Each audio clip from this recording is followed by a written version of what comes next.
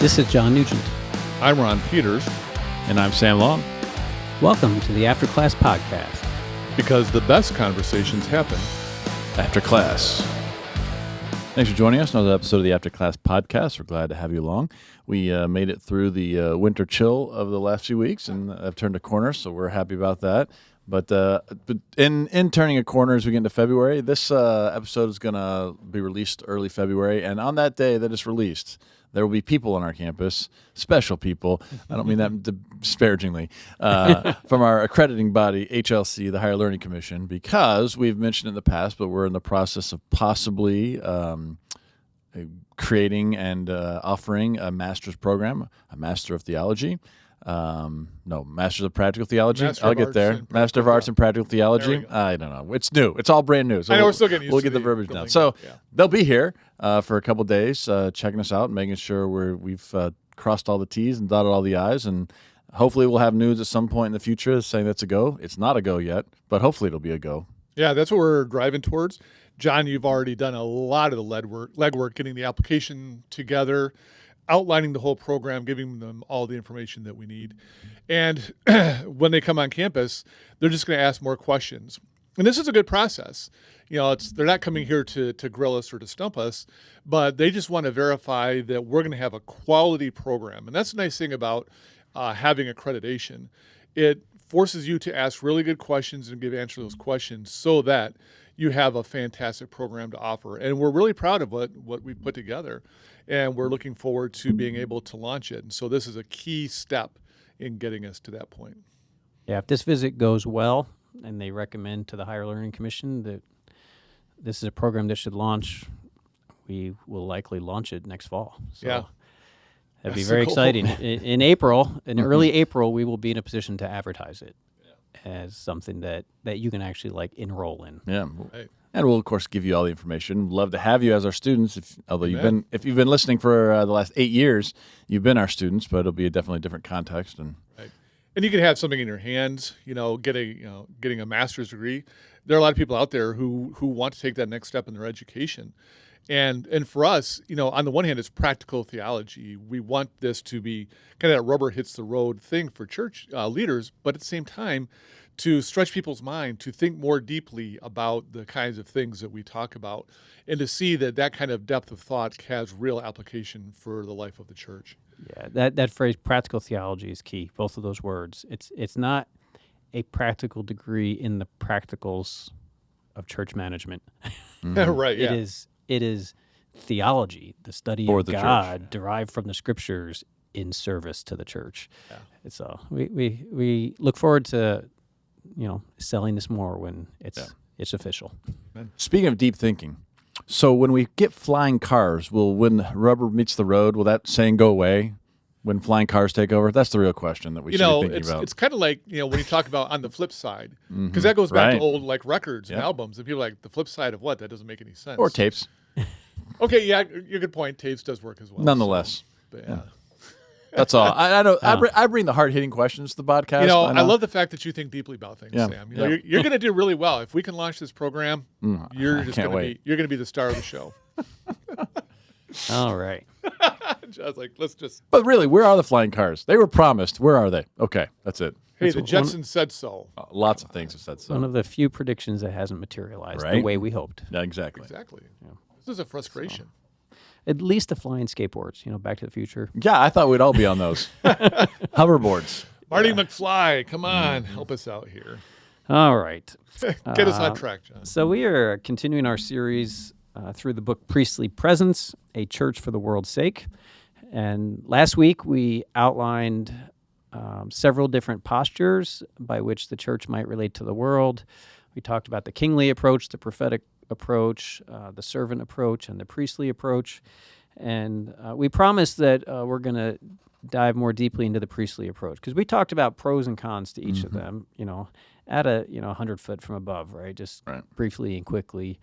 And the reason why this book finds so much hope is that there are good resources for overcoming the negatives that come with this model. And just to recap some of the negatives with thinking of the church as analogous to the priests of Israel. One of those negatives is that there's a lot of baggage associated with priests. Well, in the Bible, they were not Jesus' friend, and they were a sold-out institution in the pocket of the Roman Empire, and to prominent financial figures within Israel.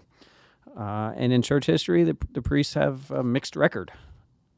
As the church has named certain people priests, and the actions of some of those priests.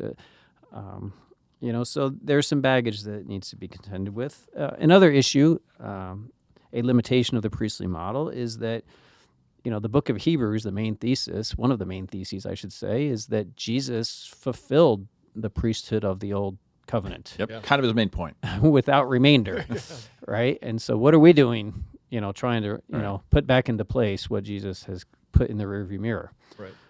Another limitation of the priestly model is we tend to think of the priest's functions largely in terms of people who help mediate our relationship with God. Mm-hmm. Right. And that's what the Aaronite priest did, and Jesus is the one and true mediator between us and God.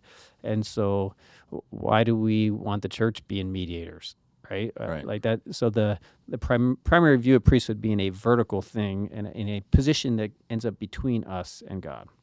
And the final limitation of the priesthood is that the priests in Israel had a priestly function in relation to the other Israelites. And so there was a shared covenant commitment.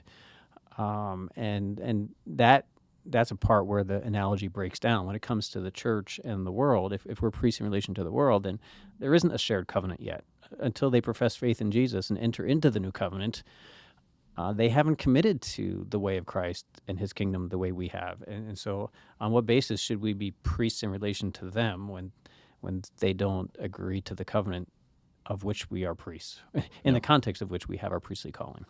So those are some of the limitations. And so what we're going to do in this episode is try to convince you that not all those limitations stand under cross-examination, and why there's a particular promise in that image for thinking about the church as priests in relation to the wider world. Right. And I should say that's the relationship. We're not really priests in relationship to one another, interestingly, but that's another thing. That's a different book. Right? We're brothers and sisters, Yeah. right? In relation to one another, not priests. That's important. But anyway, it is for another book. So the first thing I think, a lot of the accusations against the priestly model as being relevant to the church today is that, the priests of the Old Testament, they offered sacrifices that were all about our relationship with God and mediating between us and God. And that doesn't quite do justice to the nature of the priestly sacrificial system. So, Sam, tell us why. Understatement made there. Yeah, so I think there's a misconception about what the sacrifices were, just in general. Like, they have nothing to do with this book or this topic. Is there's this assumption that, like, either it was a rollback process so that we keep God at bay until Jesus can come, or it's like to assuage God, or there's just lots of things that they view the sacrifice, and it's all about God, right? God's ticked because we're sinful, and it's to fix that, right?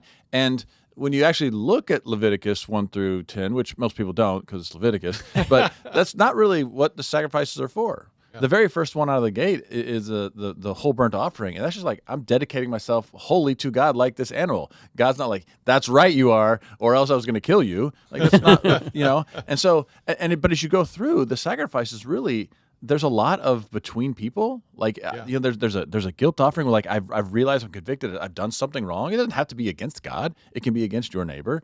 And there's like one of the best sacrifices is like a big Thanksgiving meal, and you invite your friends, and like if something has like one way of possibly looking at it is like perhaps you get a windfall.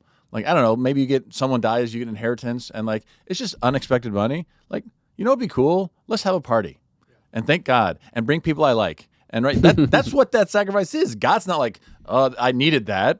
It's more to engender the sense of thankfulness in the community. And so, but the priests are still like part of that, right? Mm-hmm. They're there cutting up the animal that's being purchased and provided. And so they are part of it. But it's not to say, good, now we're good with God. That specific one is, hey, this is a celebration. And so, as you go through the sacrifices, this idea that it's just they're all intended to make sure we're right with God misses the point. And so what the priests are doing is not just, as you said, being that intermediary, making sure that we're getting all good. It's engendering community, right, with one another. And so it's not just a vertical thing; it's very much a horizontal thing. Sometimes I hear people use language of fellowship offerings. Sure. And that's a subcategory in some Bibles. What is that what you're getting at? Yeah, I mean, it's that Thanksgiving fellowship type thing where you just come together and you just kind of enjoy one another's company in the presence of the priest, in the presence of the tabernacle or tabernacle/temple, in the presence of God, right? And so it's, I mean, to be honest, it's not terribly different than a carry-in dinner after church. I mean, it is, but Yeah. like there's definitely some parallels between these things because the purpose is just, hey, let's enjoy each other's company in the context of God. And so, like, tell me if I'm on the right track with this. If people are bringing a sacrifice to the tabernacle, an animal, which it's not always just about being an animal. It's like if you bring an animal, bring a grain offering and some wine. I mean, it's starting to sound like we're sharing a meal with God, and the priests perform a function of just facilitating that process. It's like I'm bringing this offering to God of an animal and some bread and some wine. The priest facilitated, but I'm also a participant. And we're all in this together. It's not like I'm just handing it over and walking away.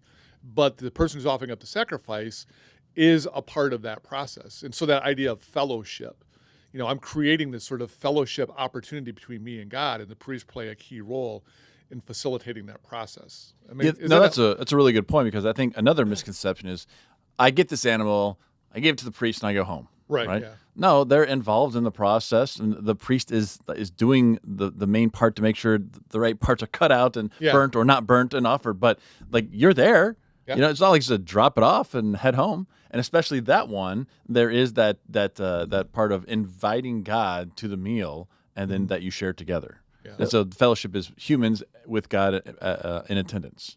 So would this be a good analogy? Say someone won the lotto. Yeah. Assuming lotto is a legit Christian practice. That's a whole other podcast. Wait. What are you saying? I'm just assuming that to bypass the conversation. We could have a big party at our house and invite a bunch of people and, share money and wealth with the people, or we could rent out a community center and do that. But if we chose instead I'm going to book the fellowship hall at church and I'm going to invite my church family and my neighbors and friends, because I want to recognize that this gift I have is a blessing from God, and I intend to use it for the good of God's kingdom. So I might symbolically have the party in the church space to show that this gift is God is the source, and He's going to be the criteria by which I spend it.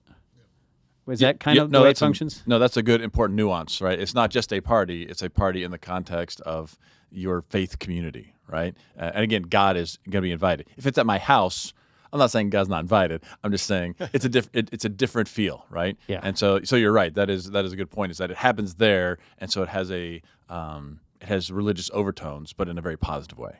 Yeah, and it's very overt and very just, very conspicuous that we are bringing God into this situation, and we're going to honor Him.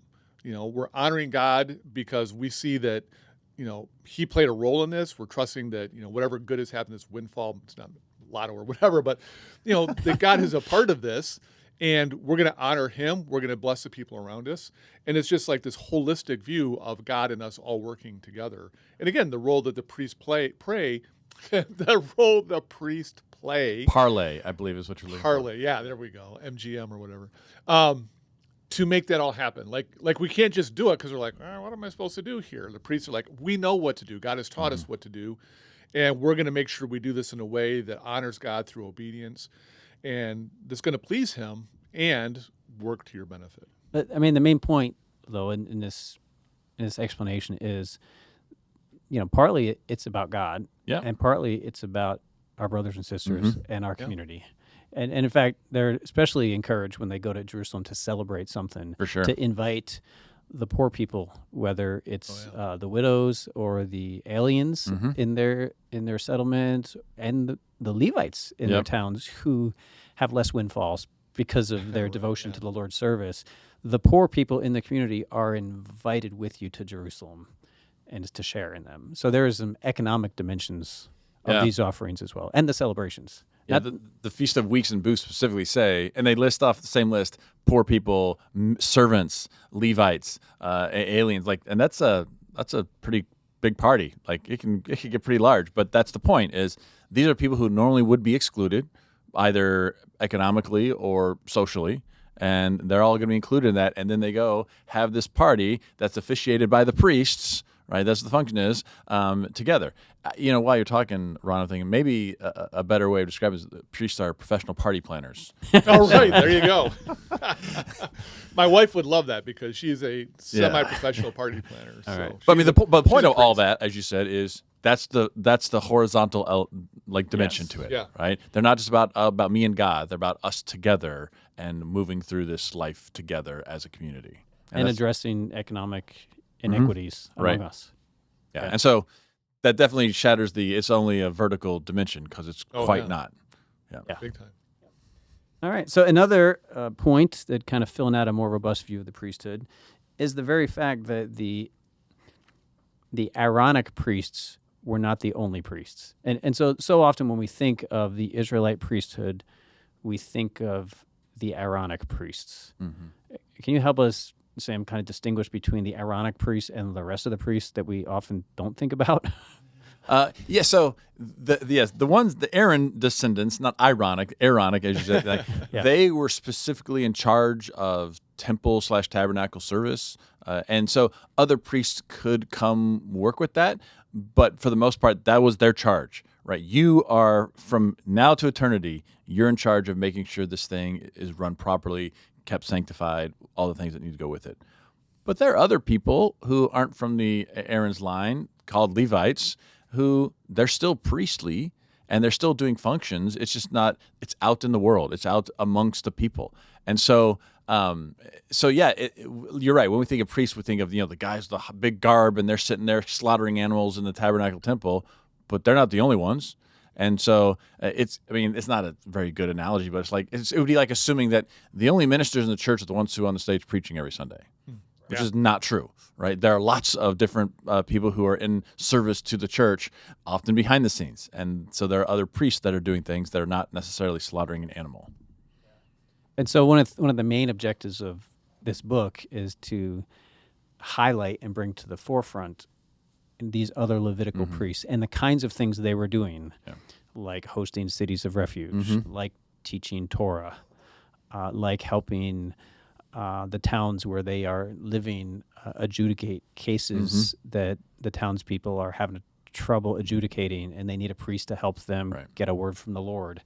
Like these other priests, not only do the Aaronic sacrifices, are they not all vertical, right? There's horizontal functions of the Aaronic priests, but most of the activities of the other priests who were scattered throughout the Israelites are horizontal in nature. Yes. Basically, if you're not in Jerusalem, I wouldn't say it's all horizontal, but that's their primary function, right? They're kind of these people in their midst who are like on the level of an elder, like a leader among the people, but they are specialists in the law, in Torah, in those sorts of things that most people who couldn't even read wouldn't know about. Yeah.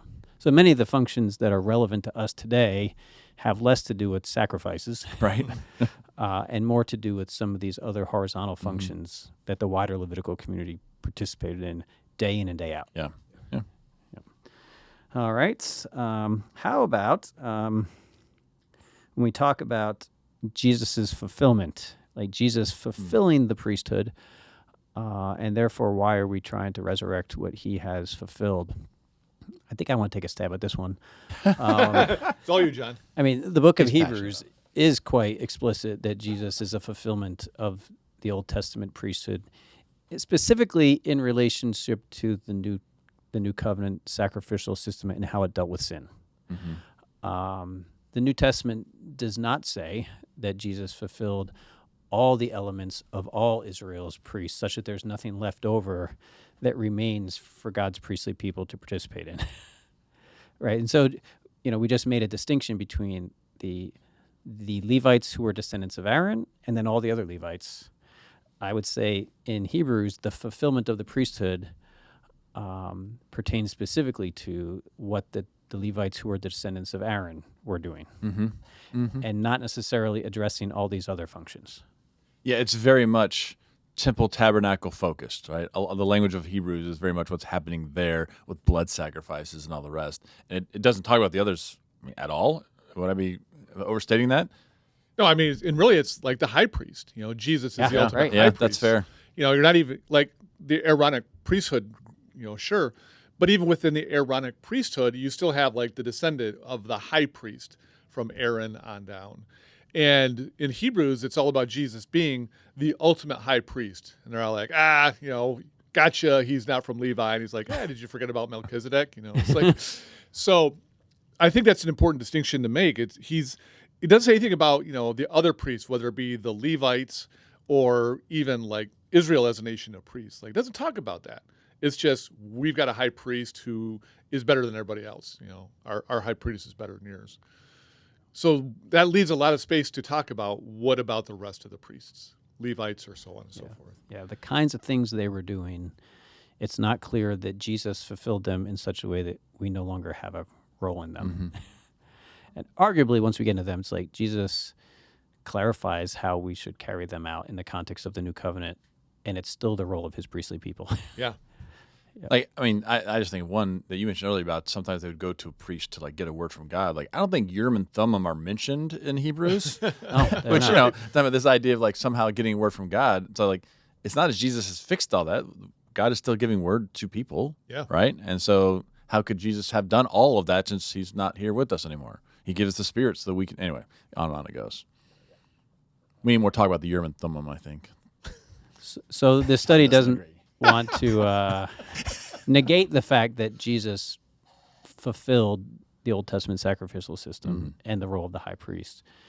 But it just wants to say that what is fulfilled to be repeated no longer are those practices that focus on the forgiveness of sins. Yeah. And arguably, atonement. yeah, exactly. Arguably, that's what the Hebrews audience was trying to kind of smuggle back into the church. Yeah. is a better way to deal with our sin problem when Jesus is the once and for all way to deal with our sin problem. So yes, he fulfilled all that, but that still leaves a lot of other interesting things to talk about that arguably Jesus wants us to continue to do. Agree.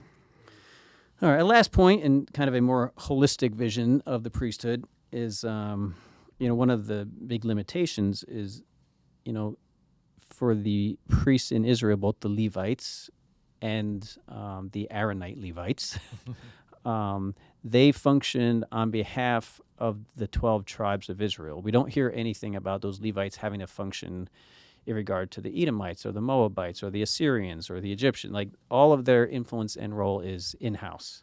And we noted this was a criticism of how people appropriate the prophetic office, right? That prophecy in the Bible is mostly an in-house practice. And so that same charge can be leveled at the priesthood. So what are you doing? Why won't you apply the prophetic one, but you're willing to apply the priest one? Thoughts about that? Yeah. One of the first things I think of is that when we think about the Levites, the Levites are primarily an in-house thing. But the Levites aren't necessarily the only priests. You have a much broader application of the priestly language. This found in Exodus 19, and I, this has been a part of my preaching for a long time. That in 2 Peter, Peter just takes that exact same language. Like, if you want to look at it in the Greek, use that language. But you read Peter's language, you go back to the old Greek, and it's like he's just using the exact same terminology. And so Israel had a priestly function that went beyond just even the Levitical priesthood, that I think had broader applications that Peter is applying to all of us. 1 Peter chapter 2. And so we have to go beyond even just the Levites and say, well, what was Israel's role with regard to the broader world around them? And how did that fulfill God's, mandate to Abram, I will bless all the nations through you. And so I think what we see there is a priestly role that says to the nations, we're doing something different, and we invite you to be a part of it. Yeah, I'd like to read those two passages you're talking about because, you're making the important point about this. I hope I didn't step on anybody's toes. No.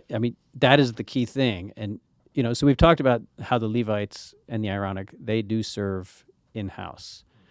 But both in the Old Testament and the New, there is use of priestly language to talk about how God's people, as a people, are priests in relationship to those who are not a part of the covenant community. Yeah. And so the first passage is Exodus 19, 5 through 6. And this is right after they get out of Egypt, and they're approaching Mount Sinai, and God's about to, take Moses up there and establish the Ten Commandments and make a covenant with Israel. The first thing he says to them, has Moses say to them after the departure from Egypt, is this: "If you obey my voice and keep my covenant, you shall be my treasured possession out of all the peoples. Indeed, the whole earth is mine, but you shall be for me a priestly kingdom and a holy nation." So these are not his words to the Aaronites or the Levites. You are a priestly nation out of all the nations, my treasured possession, my set-apart holy people. You collectively as a people have this priestly calling. And it seems to be, well, who are they priests on behalf of? Who are they priests in relationship to? And the implied answer is in relation to the nations out of which you were called. Yeah. Well, and I think that you look at how, even geographically God positioned Israel. He didn't cloister them in a way in some remote location where nobody can find them unless they climb a mountaintop or something like that. I mean, there's a sense in which their lifestyle is going to be conspicuous. The nations are going to see it.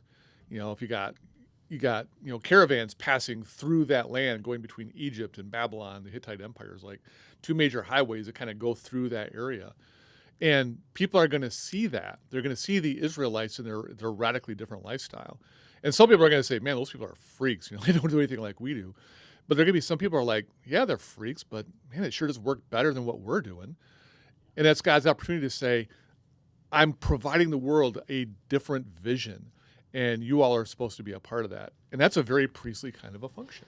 Yeah, it's like in the covenant he's about to give them, there are Israelite priests, the Levites, who are priests separate to God on behalf of the tribes of Israel. But that's in the context of Israel as a nation, which collectively are priests on behalf of the wider world. So I think Exodus is framing the giving of the Old Testament Torah, in which priests were set apart from the Israelites for the Israelites, to say, and that relationship is analogous to how Israel is in relation to the nations. So that analogy we're making in this book is actually one that Exodus 19 is making. And that is underscored by 1 Peter 2 and Revelation 1. In 1 Peter 2, 4-5, it says, "Come to him, a living stone, though rejected by mortals, yet chosen and precious in God's sight. And like living stones, let yourself be built into a spiritual house, to be a holy priesthood, to offer spiritual sacrifices acceptable to God through Jesus Christ." And so this is that language of a holy priesthood. And there's another passage that we don't have here that even uses more explicit language tying into Exodus 19. Yeah. But 1 Peter, the whole letter is about how God's people are to live this set-apart way of light so that the nations might come to give God praise. Amen. Yeah. The whole book is about how do you as a community of aliens and exiles relate to the wider nations. And the image Peter draws upon to do that is priesthood language, echoing not the Aaronic priesthood language, but the Exodus 19, the whole nation of Israel kind of priesthood is the kind of priesthood that the church has also in relation to the nations. And then in Revelation, and this is just one of a couple of passages, "To him who loves us and freed us from our sins by his blood and made us to be a kingdom, priests serving his God and Father, to him be glory and dominion forever and ever." And so you have two instances where the New Testament affirms the ongoing priestly vocation of God's people. And that is building on the foundation of the Exodus 19 passage. So why do we apply it outhouse, like outside of the covenant people? Outhouse. Because Exodus, 1 Peter, and Revelation do. Yeah. And it's in that sense, but as they apply it, what is a priest? Like, as they learn in Exodus 19, oh yeah, you as a nation are priests, holy to God on behalf of the world. What kind of priests? Like the Babylonian priest kind of priests? Ugh. Probably no. The kind of priests that God has in his own people, the kind of relation they have to the wider people of God is the analogy of the kind of relation you should have to the nations. I don't think he just wants to parody the priesthood of the nations, which would be arguably more vertical. Sure. Maybe some horizontal dimensions as well. Yeah, I think the way you framed it is exactly right. This idea of it's a paradigm. What the priests are to the Israelites are to the nations. You can almost imagine that there are 12 nations, right? And they're one of them, and they're functioning that way. And the same way the Levites are functioning among Israel. I think that's a good way of looking at it. Yeah, I agree, and I love trying to help people understand our function in the world as that priestly function. The more Christians begin to see that, they're like, oh, okay, now I have a better understanding what it is to be a Christian, a follower of Jesus. And it just opens up so many different avenues of conversation to say, all right, let's explain this, in a way that is more practical. How are we holy and how do we perform our function? Like I said, I just love it. I think it's a beautiful image. Yeah, and the context for reading this passage in Exodus 19, that them as a nation are priests on behalf of the world, the context for that is Genesis 1 through Exodus 19. Like the reason why we read it that way is because everything up until Exodus 19 presupposes that, or something like that. And so in the book, I kind of map out seven stages of the Bible story up until Exodus 19 that kind of spell that out. Is that where you wanted to go, Sam? No, I don't want to go anywhere. Well, maybe Okay. at home, but Is No, it I time yet? was thinking your discussion about Genesis through Exodus 19 is like you got to remember how the story is flowing. We always read it from the back. We read it backwards. But if you're reading it forwards, the world's a messed up place. Abraham comes along. You're going to be a blessing, and we have to ask the question: how? We don't know, right? We don't know how these descendants are going to be a blessing to the world until we start getting into the Exodus and the post-Exodus and the Torah, and that's how, right? That's that's the final. We're finally get that answer to that question of like, I'm on board, God, but I really would like a little more information. And finally, he divulges it. And you're going to be king, priest, and holy nation. Well, what does that look like? Well, have I got a Torah for you? And, Yes. and so, anyways, I like how, yes, you have to read it all together. You can't just jump to Exodus 19. Yeah.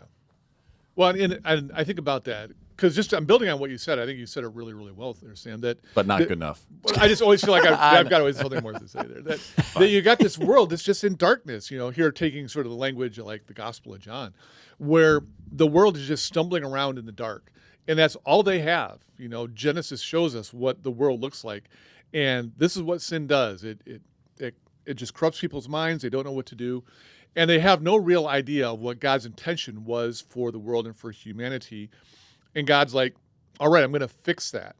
I'm going to reveal myself to you, Israel. You're going to have this really privileged, position of hearing me tell you how to live. Like, this is what I was thinking when I said, let there be light. I'm going to explain it to you in a way that makes sense in the context of you living in Canaan. And you're going to have this wonderful privilege of showing the world a different way. That is how I'm going to bring a blessing to the nations. And it's like I said earlier, I'm going to do it, have you situated in a place where you're really conspicuous. Number one, where you have to depend on me. You don't have the benefit of like the Nile and the Tigris and Euphrates. You're going to have to depend on me, but the world is going to see that you can do that and flourish. And you can live a life that honors my intention and flourish. And for the world to see a better way. That is God bringing his blessing to the nation. And we're still called to do that in many ways. We're performing that same function as God's priestly people. Yeah. And so for all those reasons, I think those reasons kind of show that no, God's not done with this image. Maybe some things have happened in church history that gave that image a bad name. Mm-hmm. Maybe some things happened in the New Testament and the Old Testament that give priesthood a bad name. But Peter doesn't jettison it. I think Paul doesn't jettison it. He applies it to his ministry, priestly language. And he applies it, I think, in Romans 12, 1-2, us offering spiritual sacrifices together as a people is still appropriating priestly image. And, of course, in Revelation, John, calls us that kingdom of priests on multiple occasions. And so I'm not willing to jettison it because I think it's just part of using the New Testament to help frame how we understand the people of God. And the funny thing is, I've done a pretty exhaustive study of First Peter commentaries that are unpacking the priestly nation language in First Peter. I did a pretty comprehensive study of that. Like, how do they use the Old Testament to fill out what that might look like? And I'm telling you that there is a gap in the scholarship where they're mostly going back to the Aaronic priests. Yeah. And I haven't found anyone that goes back to, the priest's role as, hospitality in the cities of refuge to slayers. I don't see them going to the broader function of Levites throughout the tribes. I see them go back to, how does this Aaronic priest apply to us today? Very little of the rest of. So this book is trying to fill out the imagination.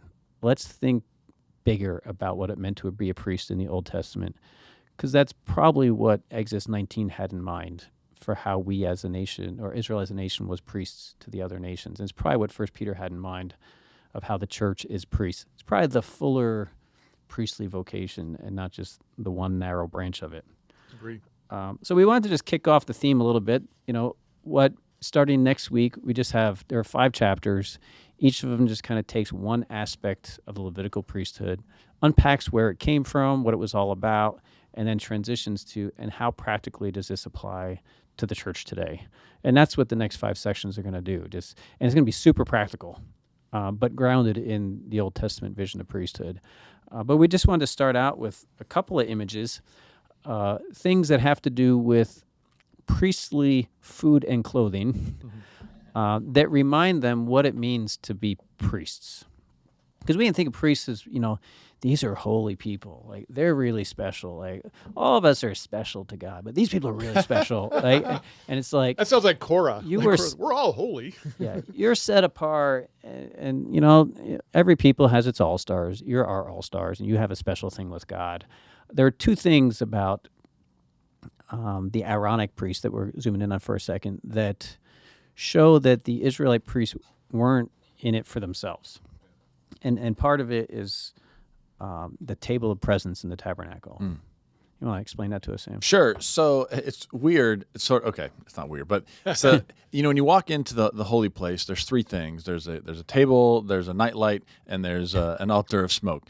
And it's weird. Like, there's this table and there's bread on it, but there's specifically 12 loaves of bread. And of course, you're like, oh, of course, it's symbolic of the 12 tribes of Israel. And part of the priestly duty is to continually sort of refresh that, but have this food on this table before God. But the priest, when he goes in there, he sees the food, right? He interacts with the food as he's trimming the lamps and all the rest. And so it's this constant symbol of the 12. And so it reminds, I think, the priest that he's not there for himself. He's there for the 12, right? For the entire people. There's a boring dissertation written by me that talks about kind of just a symbol of like this reciprocal relationship between God and the people that the priests are a part of, but it's about the people. It's not about the priests. And I think so often we make it about the priests when they're just functioning as something else. We need to take the spotlight off the priest and I think put it back on the people and God where it belongs. Yeah. Well, and that's really interesting because when we think about the tabernacle, it's very easy to just focus on God. This is God's tabernacle, and his presence fills the tabernacle, and this is where we meet with God. But the idea about the 12 loaves of bread forces us to think beyond that it takes us back to Israel. And though this is where Israel and God sort of come together, and the priests are mediating between that, but it's not just God, and it's not even just the Aaronic priests, but those priests always see that reminder that I'm here to serve God, but I'm here serving my brothers and sisters, my fellow Israelites as well. Yeah, just aside, I suggest that the table is this like symbol of the reciprocal relationship between God and the people, where God blesses them and gives them rain and things, and then they grow crops, and then what do with those crops? They make food and give it back to God, and then God sends rain. Like it's this constant like around and around again. Not that God needs to eat the food, right? Because he doesn't. It just sits there. But this idea of like that's what it's all about, and the priests are just kind of in the midst of it, not making it about themselves. Yeah. So the Israelites never see this bread, right? I don't know. You think they sometimes go in there? I wondered in the boring dissertation if the priest doesn't bring it out and eat it in the presence of the people as like the symbol of God's provision. Interesting. Right? But that's there's no clear recognition of that in the Bible. Gotcha. All right. But at a bare minimum, it's a reminder to the priest when he goes in there, this isn't just about you and God. Right. This is about the 12. Yeah. Very good. And related to that, when the priest does go in there, they can't just wear their street clothes. Right. Right? There's some specific garments that they're asked to wear. And it's interesting, one part of those garments is a turban that contains a pure gold rosette engraved with the words, holy to the Lord. So like there's certain thing that they're wearing that says, you're set apart. Right. You're special. You're different. But that's not it. That's not the only thing. There are also a breastpiece that they wear where there are 4 rows of 3 stones on the breastpiece. And so those 4 rows of 3, kind of do the math, that's 12, right? And we're specifically told that this corresponds to the 12 tribes of Israel. Yeah. In addition to that, on the shoulders of the ephod, there hung 2 onyx stones. Is that even how you say Onyx? Onyx, yeah. Onyx? I say onyx. I always what I wondered say. about that. You can say onyx, but that's weird. Yeah. But an inscriber etches the names of the 6 of the Jacob's sons on the one and the other 6 sons on the other. So in their clothing, in 2 places, the onyx stones, it's like 2 slabs, like the 10 Commandments, right? But the names of Israel's sons, all 12 are there, and then there's a 1 stone representing each one. So there's like a double emphasis in their attire that even though you are holy to the Lord, like your turban says, your holiness to the Lord is on behalf of and in service to the 12 tribes. Sorry. Can I extend it a little further? Those who have Go worked for in it. the church also feel like the people sometimes weigh them down. That's fine. Weigh them down. Oh, that's good. Sorry. On the flip side. Yeah. On the flip side. Yeah. So combined, right, the turban set apart, holy to the Lord, and then the stones of various kinds saying on behalf of in representing the 12 tribes. Like this. So we are separated from and we are separated for. Right. The people we're separated from are the very people we're separated for. Yeah. And that's the way it was for the high priest and their garment. And by analogy, I think it goes to follow that it's to this extent that numerous places in the New Testament, the church is holy to the Lord. Come out and be separate from them is talking about believers being separate from the world. But the reason we're being separate is not because God's, setting apart people he likes so that they can go be with him forever. Right. They're separated from the world for the sake of the world. And through these, like you said before, in 1 Peter, these exceptional lives are going to shine, and the nations are going to come and give praise to God because these set-apart people live such extraordinary lives that they want in on the God they worship. Yeah. Yeah, I think that separate from, certain groups have taken that to the extreme of cloistering themselves off and just limiting their contact with the world as much as they possibly can, instead of realizing that, just what you said, no, we're supposed to interact with the world. It's supposed to be in such a way as our lives become a living witness that invites them to be a part of it. And yeah, you're going to be holy. You're going to be different. There's repentance. We're repenting from not listening to God to being people who listen to God. So all that's involved. But we can't be those living witnesses unless the world can see us in action. And that requires us to interact with the world, but do in a way that we are holy and separate and different, like bringing those 2 ideas together, in conversation. And they're flip side of the same coin. Yeah. Separate to the Lord is for the sake of the nations. Yeah. An illustration that helps me is I think of like surgeons. So they are experts in a field, but when it's time for surgery, they're not coming in their street clothes. They are separate from the people. They have garb on. You can't even see half their face because they're separate from. But what are they doing there? They're helping and repairing the person on the table, right? And so yes, they are different and separate from the person on the table, but they're there for the benefit of the person on the table. Yeah, great analogy. And that's where the book's title really comes from. Priestly Presence, the subtitle, A Church for the World's Sake. and just recovering an image of how our priestly calling isn't for our own sake; it's always for the world. And I thought it was interesting. God gave God gave the priests some concrete, visible reminders of their set apartness and of their for the worldness or for Israelness.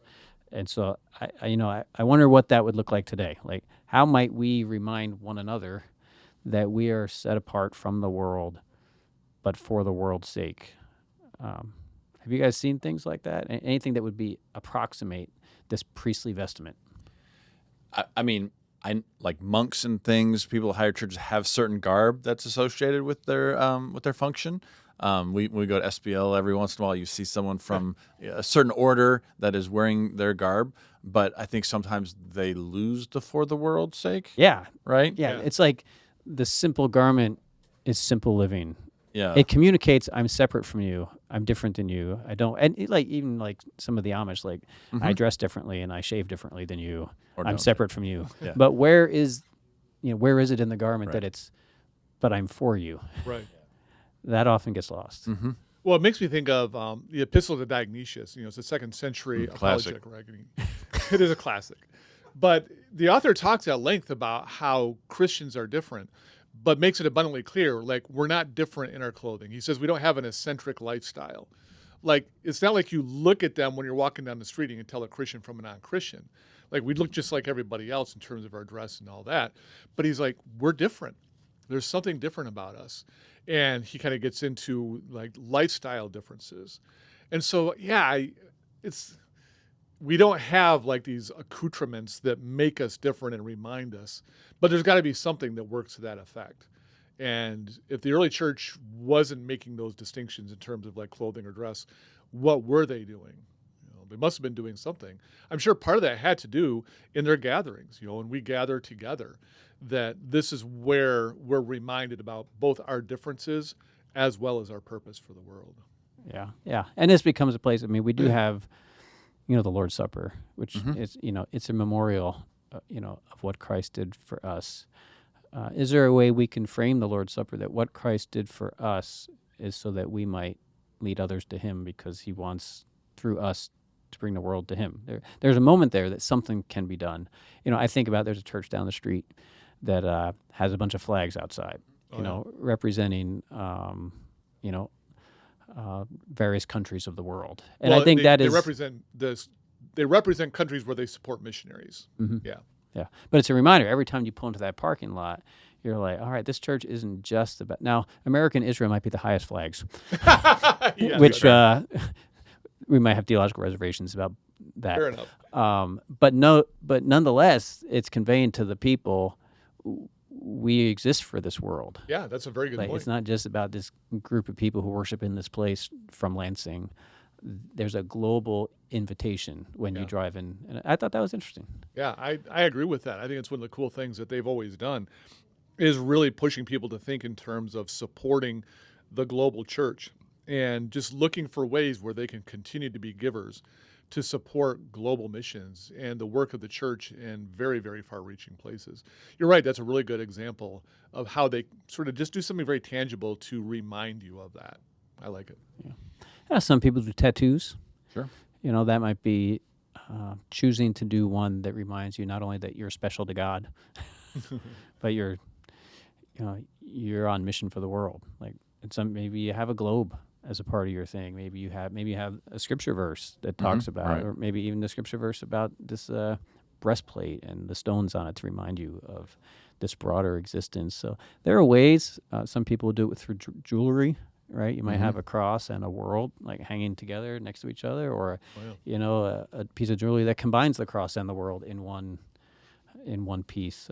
There's lots of. I know Great Lakes has we've at least had one piece of decoration hanging on the wall that had a globe in the background and like a picture of like someone holding forth the word of God. Right. Oh, Like, right. we're separate from the world, but we hold forth the word, but it's for the world. Yeah. There are various ways we might keep this in front of us, but nonetheless, this is the kind of approach we're taking to this priestly presence. It's not about how we can be cloistered and holier than thou. Right. It's how do we take this witness and make it visible to the world, since our set apartness is part of God's gift to the world. Amen. Amen. Are we out of time? Oh, yeah. We We're are definitely out of over on time. time. So, who's going to lead off? We always look at each other. It's like, who's going to lead off? John's So, turn. Okay. All right. Well, thanks for joining us for this episode of the After Class podcast. After Class because The best conversations happen. After class.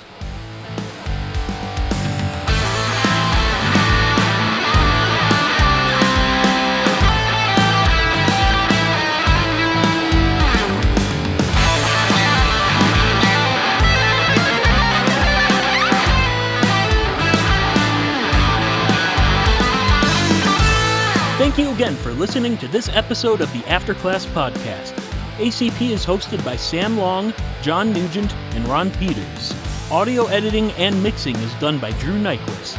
Episode images and descriptions are provided by Darren Harris.